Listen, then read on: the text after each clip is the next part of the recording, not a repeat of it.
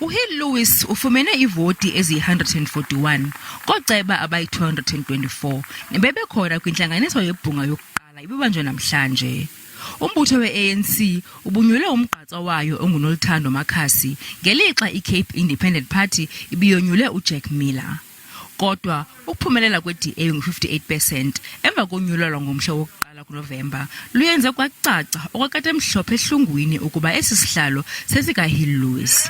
uSodolophu omtsha uthembise ngokunika ingqwalasela ekuphuculeni esi sixeko nokuziswa kweenkonzo.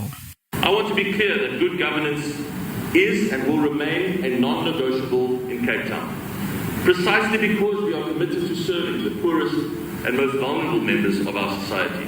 uFelicity Purchase uphinde wonyulwa njengosomlomo wesisixeko ngelixa owayisa kuba ngumdlalo wamabhokobhoko nobenguceba wasePlumstead uEddie Andrews unyulwa njengesekela likaSodolophu emva kokuvotelwa ngabantu abayi-138.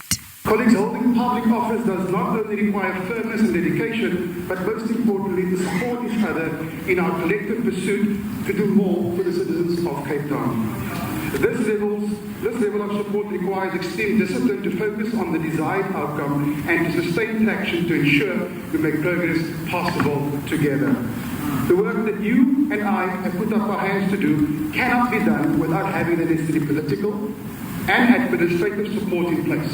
Amaqela aphikisayo abongoze abaphatha abatsha balomasipala ukuba banike ingqwalasela ingxaki yokungalingani kunye nokusilela kokuziswa kweenkonzo eluntwini. UHill-Lewis uthi ikomiti entsha iyakubhengezwa kule veki zayo.